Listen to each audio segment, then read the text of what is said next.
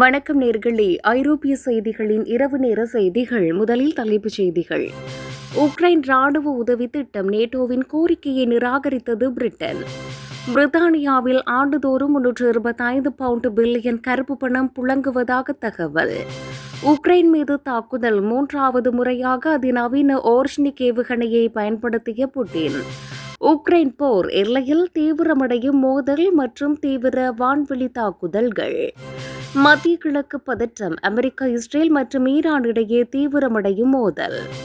காலநிலை மாற்றம். பிரிட்டனின் உணவு பாதுகாப்புக்கு கடுமையான அச்சுறுத்தல். சுற்றுலா பயணிகள் வருகை குறைவு. சைப்ரஸ் நாட்டின் தற்போதைய உண்மை நிலை. நேட்டோ எல்லை பாதுகாப்பு. அமெரிக்காவின் அதிநவீன F-35 போர் விமானங்களை பெற்றது போலந்து. இனி விரிவான செய்திகள். உக்ரைனுக்கு கூடுதல் ராணுவ நிதி உதவி வழங்குவது தொடர்பாக நேட்டோ அமைப்பு கொண்டு வந்த புதிய திட்டத்தை பிரிட்டன் அரசு அதிகாரப்பூர்வமாக நிராகரித்துள்ளது. ஏற்கனவே உக்ரைனுக்கு தொடர்ந்து பல உதவிகளை வழங்கி வரும் நிலையில் தங்களால் மேலும் கூடுதல் நிதியை ஒதுக்க முடியாது என்று பிரிட்டன் தரப்பு தெரிவித்துள்ளது. இந்த திட்டத்தின்படி நேட்டோ உறுப்பு நாடுகள் அனைத்தும் இணைந்து ஒரு பெரிய நிதி உதவி பொதியை உருவாக்க திட்டமிட்டிருந்தது குறிப்பிடத்தக்கது. பிரிட்டனின் இந்த திடீர் முடிவு நேட்டோ கூட்டமைப்பு நாடுகளுக்கிடையே தற்காலிக கருத்து வேறுபாடுகளையும் விவாதங்களையும் ஏற்படுத்தியுள்ளது. நாட்டின் தற்போதைய உள்நாட்டு பொருளாதார சூழல் மற்றும் சொந்த பாதுகாப்பு செலவினங்களை கருத்தில் கொண்டு இந்த முடிவு எடுக்கப்பட்டதாக கூறப்படுகிறது. இருப்பினும் உக்ரைனுக்கு தங்களின் தற்போதைய ஆதரவும் ஏற்கனவே ஒப்புக்கொண்ட பாதுகாப்பு உதவிகளும் வழக்கம் போல் தொடரும் என பிரிட்டன் தெளிவுபடுத்தியுள்ளது. பிரித்தானியாவில் ஆண்டுதோறும் 325 பவுண்ட் பில்லியன் கருப்பு பணம் புழங்குவதாக தகவல். பிரித்தானியாவில் பொருளாதாரத்தின் வழியாக ஒவ்வொரு ஆண்டும் குறைந்தது 325 பில்லியன் பவுண்ட் மதிப்பிலான சட்டவிரோத கருப்பு பணம் புழங்குவதாக ஒரு புதிய அதிர்ச்சி அறிக்கை எச்சரித்துள்ளது. உலகளாவிய ஊழல், வரி ஏய்ப்பு மற்றும் குற்ற செயல்கள் மூலம் ஈடுபடும் இந்த பணம் பிரிட்டனின் நிதி அமைப்புகள் மற்றும் சொத்து சந்தை மூலம் முறையான பணமாக மாற்றப்படுகிறது. லண்டன் நகரம் சர்வதேச அளவில் பண மோசடி செய்பவர்களின் முதன்மை புகலிடமாக தொடர்ந்து நீடிப்பதை இந்த தரவுகள் தெளிவாக காட்டுகின்றன என்று ஆய்வாளர்கள் சுட்டிக்காட்டியுள்ளனர். நாட்டின் கடுமையான சட்டத்திட்டங்கள் மற்றும் கண்காணிப்பு அமைப்புகள் இருந்த போதிலும் இந்த சட்டவிரோத பணப்புழக்கத்தை கட்டுப்படுத்துவதில் பெரிய இடைவெளிகள் இருப்பதாக அறிக்கை கூறுகிறது. இத்தகைய பிரம்மாண்டமான கள்ள பணப்புழக்கம் பிரிட்டனின் பொருளாதார நிலைத்தன்மையை குலைப்பதோடு உலகளவில் நாட்டின் நட்பெயருக்கும் பெரும் களங்கத்தை ஏற்படுத்துகிறது. இந்த நிழல் உலக பொருளாதாரத்தை கட்டுப்படுத்தும் பண மோசடி கும்பல்களை கண்டறியவும் அரசு தனது புலனாய்வு மற்றும் சட்ட அமலாக்கத் துறைகளை உடனடியாக வலுப்படுத்த வேண்டும் என வலியுறுத்தப்பட்டுள்ளது. உக்ரைன் மீது தாக்குதல். மூன்றாவது முறையாக அதிநவீன ஓர்ஷ்னிக் ஏவுகணையை பயன்படுத்திய புட்டின். உக்ரைன் நாட்டின் கியூ பிராந்தியத்தை குறிவைத்து ரஷ்யா தனது அதிநவீன ஓர்ஷ்னிக் ஏவுகணையை ஏவி அண்மையில் அதிரடி தாக்குதல்களை நடத்தியுள்ளது. உக்ரைன் போரின் வரலாற்றில் அணுவாயுதங்களை சுமந்து செல்லக்கூடிய இந்த சக்தி வாய்ந்த ஏவுகணையை ரஷ்ய அதிபர் விளாடிமிர் புட்டின் பயன்படுத்துவது இது மூன்றாவது முறையாகும்.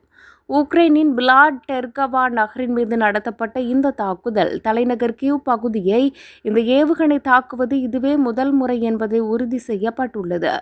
ஏவுகணைகள் மற்றும் நூற்றுக்கணக்கான ட்ரோன்கள் மூலம் ஒரே இரவில் நடத்தப்பட்ட இந்த கோர தாக்குதலில் பலர் காயமடைந்துள்ளதுடன் கட்டிடங்களும் சேதமடைந்துள்ளன.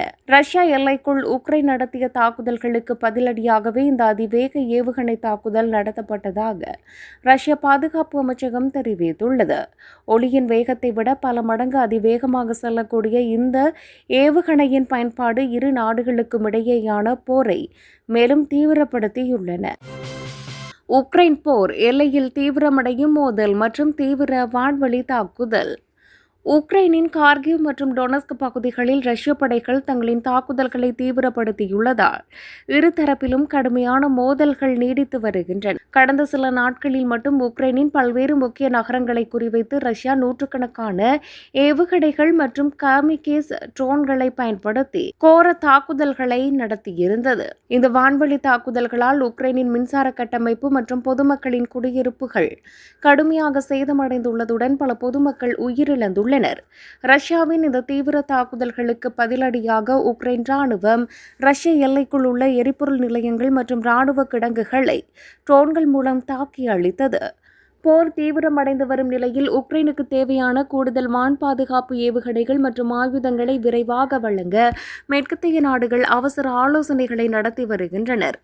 எல்லைப் பகுதிகளில் தங்களின் பாதுகாப்பை பலப்படுத்த இரு நாடுகளும் கூடுதல் படைகளை குவித்து வருவதால் வரும் நாட்களில் போர் மேலும் தீவிரமடையலாம் என அஞ்சப்படுகிறது. மத்திய கிழக்கு பதற்றம். அமெரிக்கா, இஸ்ரேல் மற்றும் ஈரான் இடையே தீவிரமடையும் மோதல். இஸ்ரேல் மற்றும் ஈரான் இடையே கடந்த சில நாட்களாக தாக்குதல்கள் தீவிரமடைந்துள்ளதால் மத்திய கிழக்கு பிராந்தியத்தில் போர் சூழல் மேலும் விஸ்வரூபம் எடுத்துள்ளது. ஈரானின் ஆதரவு பெற்ற ஆயுத குழுக்கள் இஸ்ரேலிய படைகளை குறிவைத்து ஏவுகணை தாக்குதல்களை நடத்தியதை தொடர்ந்து இஸ்ரேல் அதற்கு பதிலடி தாக்குதல்களை தொடுத்துள்ளது. இப்பகுதியில் ஏற்பட்டுள்ள தீவிர பதற்றத்தை கட்டுப்படுத்தவும் தங்களின் கூட்டாளியான இஸ்ரேலின் பாதுகாப்பை உறுதிப்படுத்தவும் அமெரிக்கா கூடுதல் போர் உத்திகளை வகுத்து வருகிறது.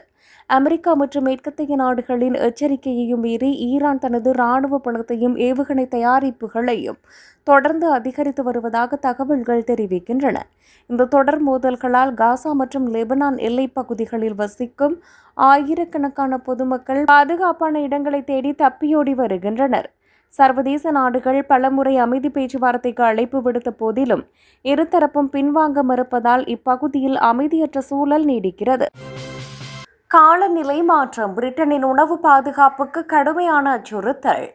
அட்லாண்டிக் பெருங்கடலின் நீரோட்ட அமைப்பான அமோக் புவி வெப்பமயமாதலால் முற்றிலும் செயலிழக்கும் அபாயத்தில் உள்ளதாக புதிய ஆய்வுகள் எச்சரிக்கின்றன. பிரிட்டனுக்கு வெப்பமான காலநிலையை கொண்டு வரும் இந்த கடல் நீரோட்டம் தடைப்பட்டால் அந்நாட்டின் வானிலை முற்றிலும் தலைகளாக மாறும் என நிபுணர்கள் கூறுகின்றனர்.